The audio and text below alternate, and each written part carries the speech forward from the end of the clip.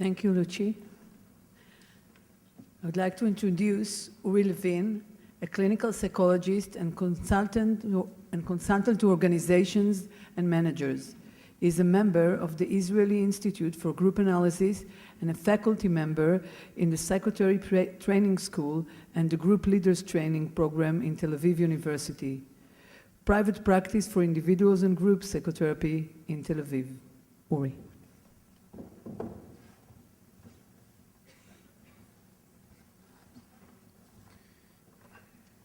Thank you very much. Before I start, I would like to mention and thank two important groups in my life that are connected to this presentation.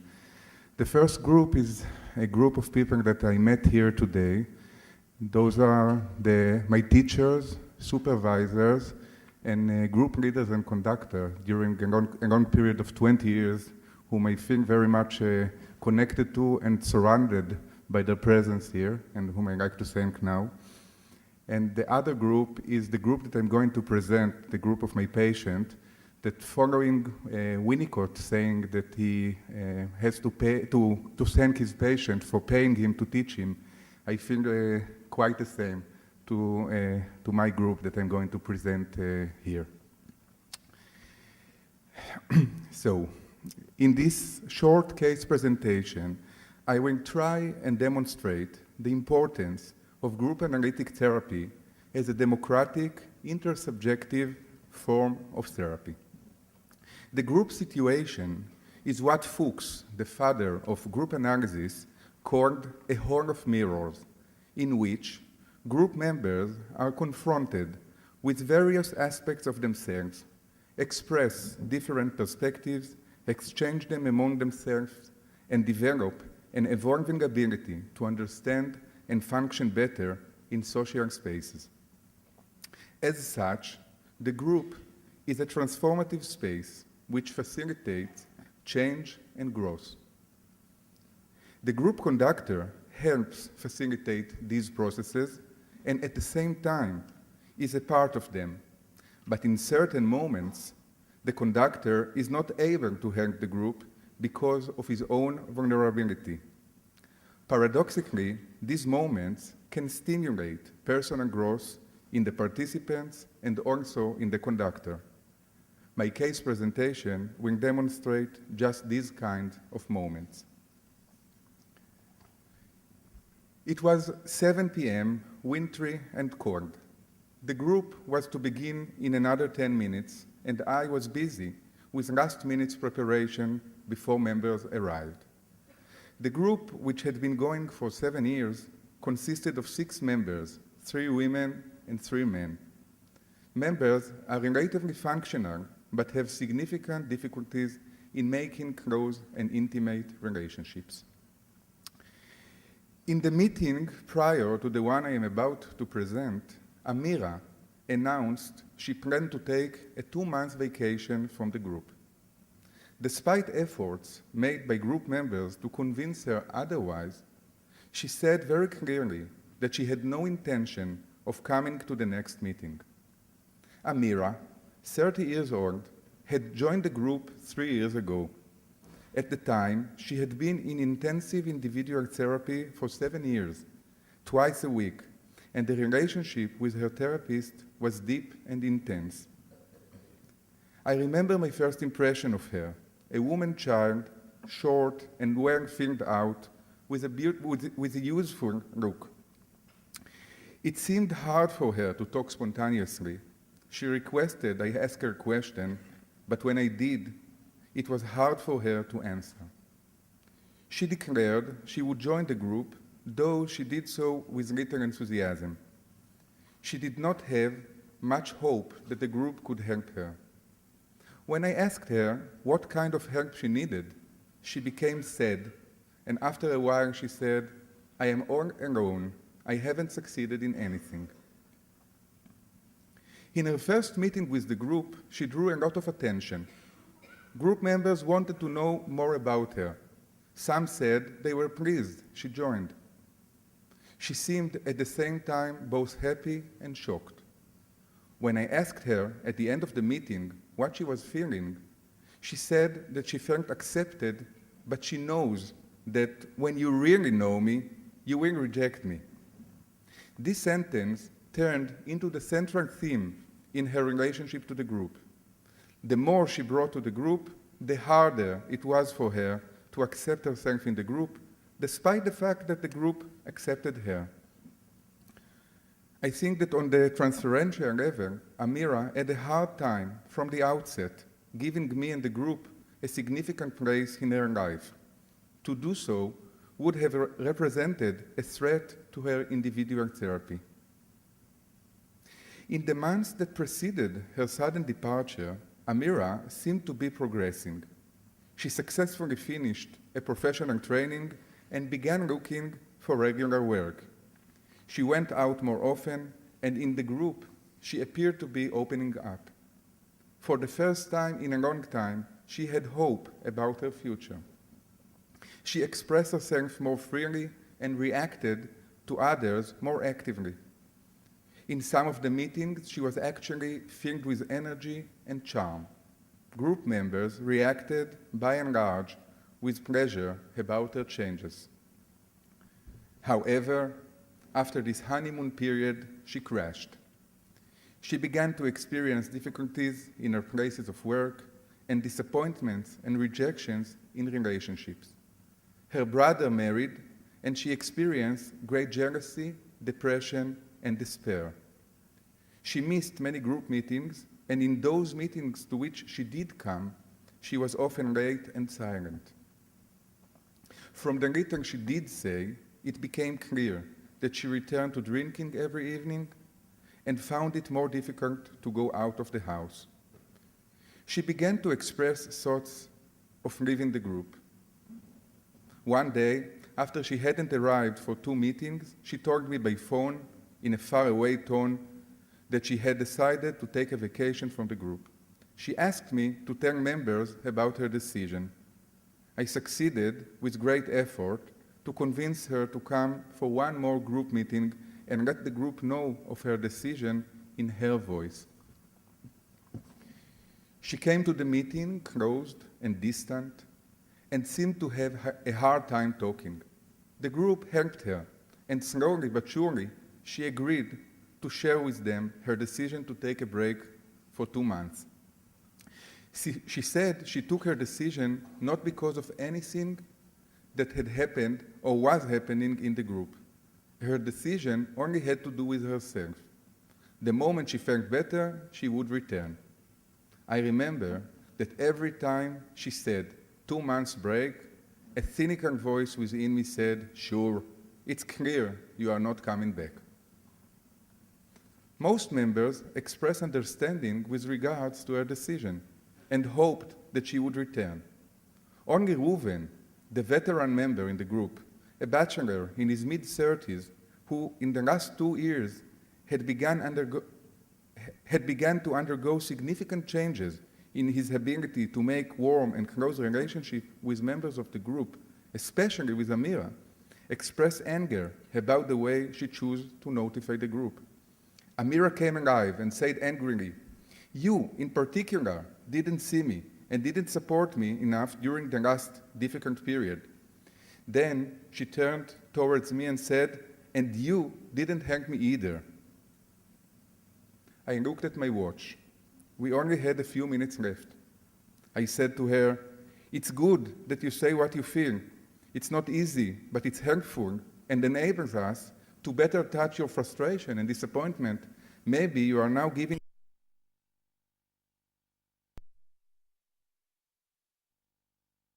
Amira stuck with her decision. The meeting ended with me feeling a total failure.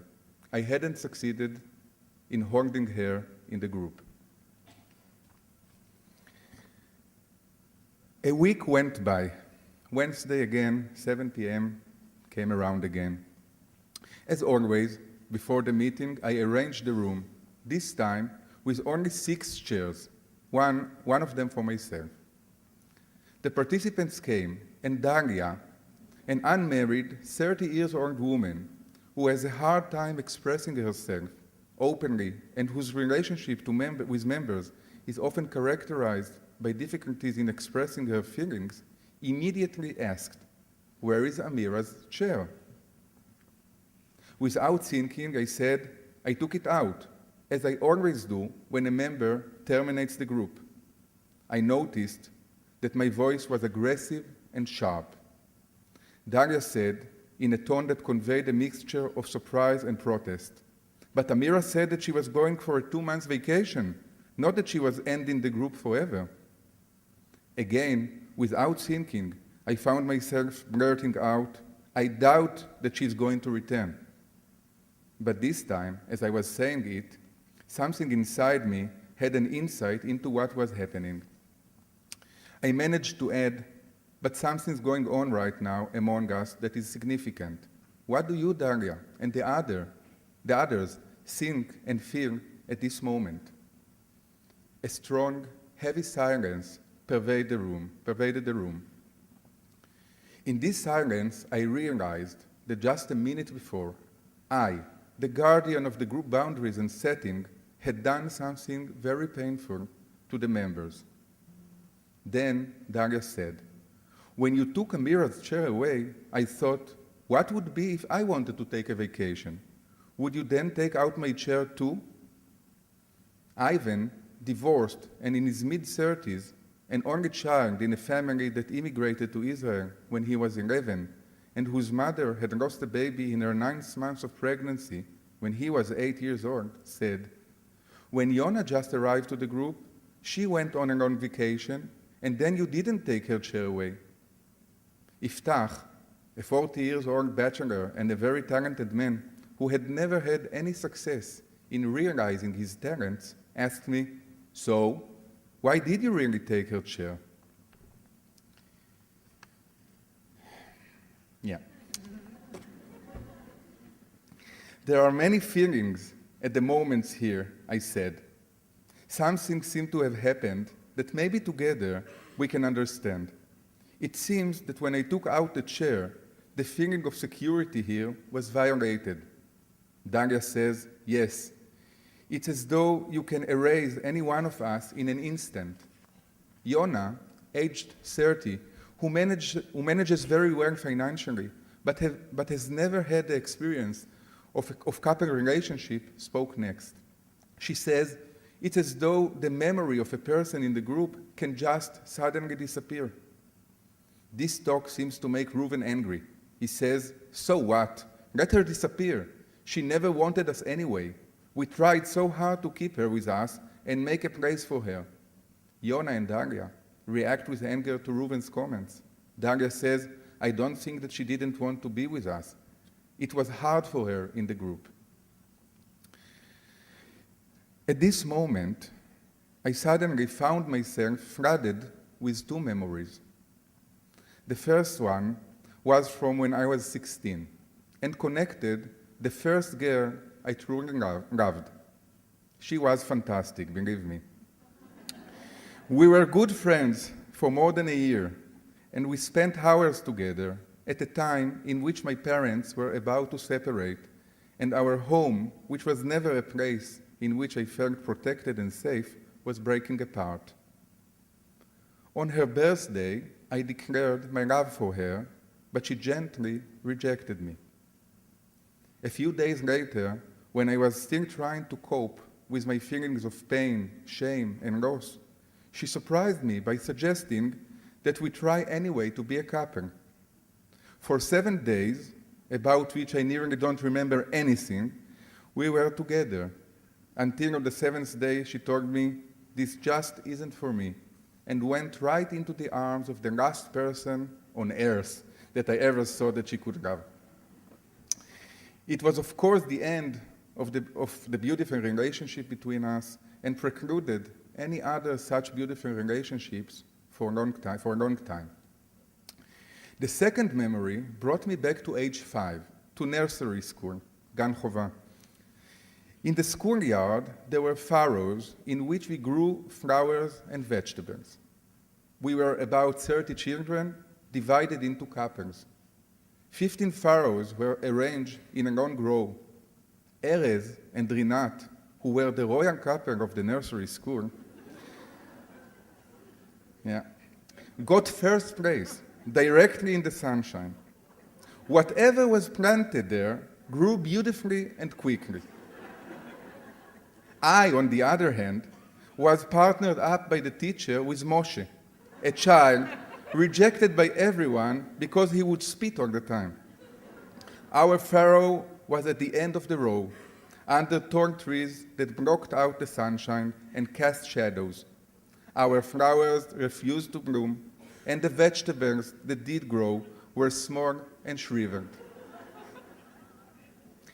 I think that in a certain way, the decision I made years later to become a group leader was taken there and then, in the long hours under those tall trees. If I can't win the hand of the queen of the kindergarten, at least I will become the kindergarten teacher, the one who decides things, pairs people up, and gives out the pharaohs, and in so doing, avoids the pain of children who have to choose and be chosen, to reject and be rejected, to hurt and to be hurt. The two memories flooded me with pain, but also helped me understand a little better what had happened in the group. I understood just how hard it was for me to tolerate the pain of Amira's conditional rejection and the lack of certainty she had created. We were all forced to wait and see whether she would return. My taking away her chair was my attempt to protect myself and the group members with whom I identified and for whom I felt responsible. At the same time, taking out the chair became an act through which I could experience myself an authority. This would further help me defend against the hurt both I and the group experienced. I turned to the group and said, "You were right. Amira declared her intention to take a 2-month vacation and not a desire to live permanently. I shouldn't have taken out the chair today. I think taking out the chair caused so much of an uproar because it demonstrated my power and the possibility that I might use it to diminish or even erase you.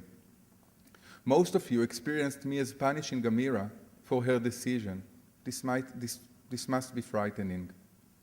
Ivan, who usually speaks in a somewhat disconnected way, says, now with excitement, "It's true. I thought that you were punishing her because she wanted to check out what was good for her." Iftach answers him, "You seem upset." And Ivan says, "Yes." He turns to me, "You should have protected us better." I said, "I should have protected you better, and I didn't succeed. I don't always succeed.